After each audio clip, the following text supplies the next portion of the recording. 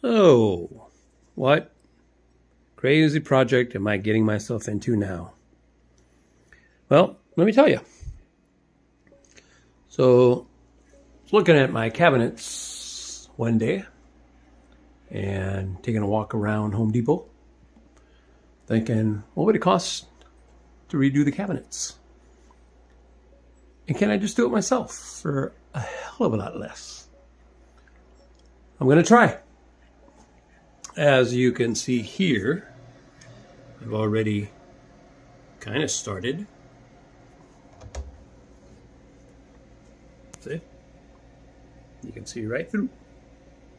So what I want to do is I want to get rid of this middle panel and replace it with glass. And then paint the rest of it white. Pretty straightforward.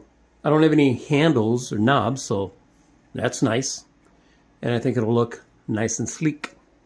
All white with some interior white LED strip lighting around the, I don't know, inside here somewhere. I'll make it up as I go along. But in the meantime, it should be fairly easy to cut this panel out. And then I'll be able to either silicone the glass pane right along the edge here, or maybe route this out a bit to give me a lip to mount the glass pane on. And do that. So that's 10.5 inches. These are 7.5. And still debating whether or not to do these as well, or just this side here. And then of course I'll have to paint all of this down here white as well. But obviously I won't be putting any glass panes down there because you could kick them and break them accidentally. Right, Tally? Tally's eating. We have a special guest in our home all week. This is Terrell. Hi, Terrell. You been having fun here the whole week while Mom's away in Cancun on vacation? Yeah. No. She's a grandma. Actually, I think she might be pregnant. She's a little heavy. And then, of course, we got the kids. Where'd they go? She's snooping around over here. Chaos, get out of there. Get out of there. You're going to get yourself trapped. And where's Abyss? Abyss! Oh, well. Anyway. So, I made that initial cut. Just put in this blade on a regular drill. And it worked. You know, but then I realized that's going to take a while to do all those cabinets. And I picked up this battery-powered Ryobi drill so that the cords wouldn't get in the way because it was a little cumbersome. And then Harbor Freights had this on sale for 20 bucks. I was like, oh yeah, absolutely. And then this Half Moon blade for 6 bucks, I think. Something like that. Done. So let me get this all plugged in, make another couple of cuts, and we'll see how things are coming along. And we'll see what happens. Fun. Something to do on a Tuesday, February the 7th, 2023. I made my first cut. Yeah. Takes a little bit of getting used to this oscillating hand saw. Once you get the hang of it and you know what the tool's going to do and how the wood is going to react, it gets pretty easy. It's a very thin panel, as you can see. So obviously the blade is big enough to cut through. But you get a little bit of resistance because there are these metal, here we go, I don't know if you can see here, these little things, these little metal staples that were holding that board in there. So yeah, once you get past that, and you make all your cuts all the way around it, then it just kind of popped out. Now I'm going to leave this part of that board. I'm going to leave that in there because what I'm going to do is I'm going to fill this in with wood filler all the way around and then sand it all down so it's nice and even and flush, so that when I paint this all white, it'll look good. So now I have to sand it down a little bit so that this varnish comes off. It's a very light varnish, but it's on there. So yeah, that'll be the next step. I'm only going to do one door at a time, just to make sure that it's going to come out good. Obviously, to do the rest of that, I'll have to take it off the hinges, which no biggie. I'm glad I was able to cut it all out while still on the hinges, because that gave me a little bit of support too. I do have a little working bench that I borrowed, but I figured if I can do it here, see what I mean? This piece. Yeah, I'll pop that back in, fill it in with some wood filler, and yeah, awesome. Well, that's done, or that part at least. We're getting started. Cool. Pro Bond wood filler, 3 times stronger than whatever. Resist shrinking and cracking. It works with any paint, stain, and sandable. Easy water cleanup, and great for use with high-speed sanders, which was perfect. So I just put a little bead across each one of these edges, and then just kind of rubbed it in with my finger. Obviously, I need to fill this one in a little better, but I'll wait till this first layer dries up a little bit,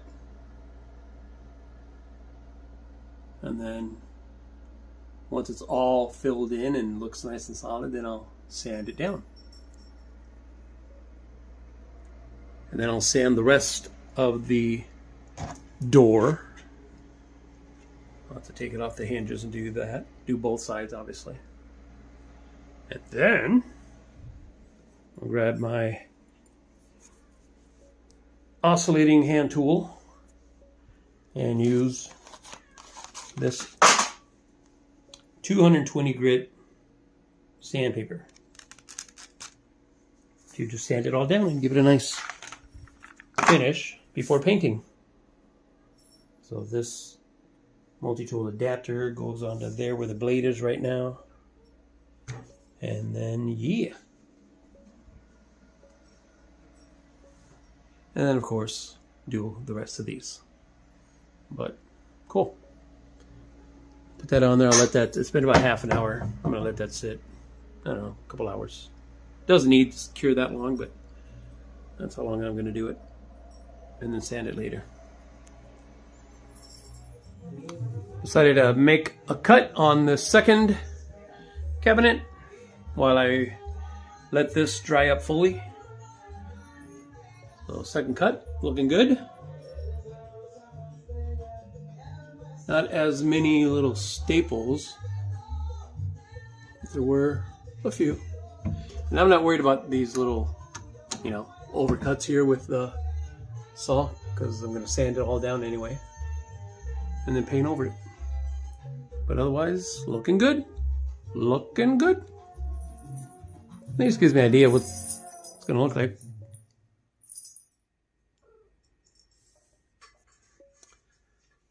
Three cuts down.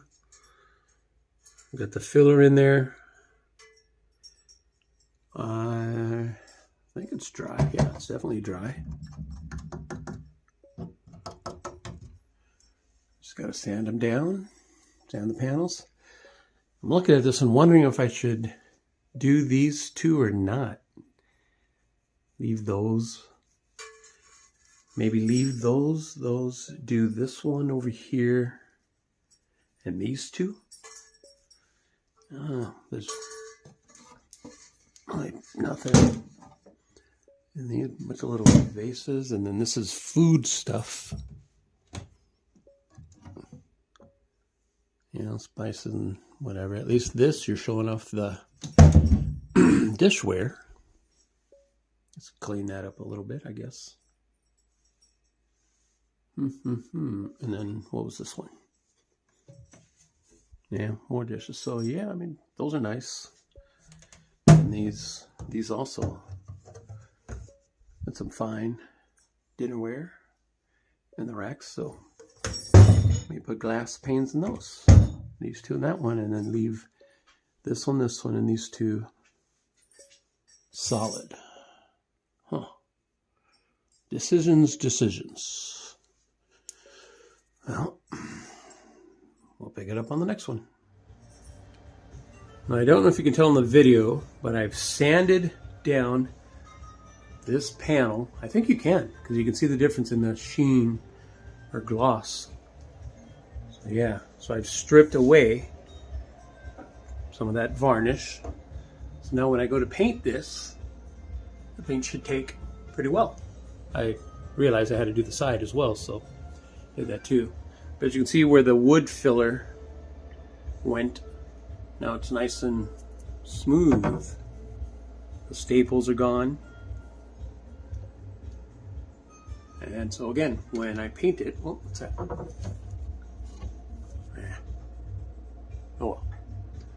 When I paint it, it'll all blend in nicely. And you won't be able to tell that there was once a panel in here. Because then the glass will be right behind it. So I sanded this down as well. All of this. And I didn't even have to take it off the hinges, which was kind of cool.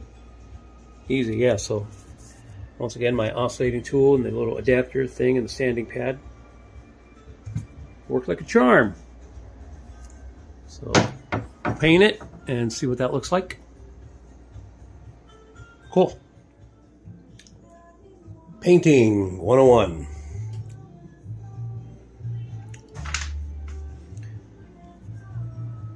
As I apply layer or coat after coat, these little brush strokes that you can see the walnut from behind will start to fade away, disappear entirely, and then I'll sand it with the finest sanding paper I can come across, and you won't see the brush strokes anymore. It'll look good. Here's the back part of it. Looks a lot better on video than it does in person. Like I said, you can see the brush strokes. But this is just the first coat. I'll give it a second, maybe even a third, and it'll look nice and solid white. And like I said, once you sand it down, it'll look nice. Nicer. Right, Tally? Right, Tally? All right. So here's the glass pane that I picked up at Home Depot. Clear sheet of glass, 24 inches by 36 inches. The height of the panel is 24, and then I'll just keep cutting the width to accommodate the three sizes, or the three panels that I cut. That 24 inches is just right at the cusp, though. It was kind of tough. So here's the one painted and sanded. That looks really, really good. Really smooth. Really good. You can't even see the brush strokes. Painted there. Maybe a little bit there, but that's fine. And so here's the glass. I epoxied it. Oh, this is what I mean. It's just right at the edge of top and bottom. There you go. Let's see if it's like on this side. You can see where it's just like right there. On the sides, I had, just that's what I cut it to. So, and then the epoxy. I'm just letting that sit and cure. It says it'll cure and dry in 5 minutes, but I'm not taking a chance. I'm gonna let that sit for a little bit longer, maybe an hour. But it's basically just this Gorilla Glue stuff. Oop. Gorilla epoxies. That's in 5 minutes. I believe it. Yeah. This stuff is actually, it's hard to pump out, but once it gets in there. So I put a little bead down under here, and then once I had the pane lined up where I wanted it, I did another edge, or just kind of went right along the edge there, and then spread it using that plastic straw.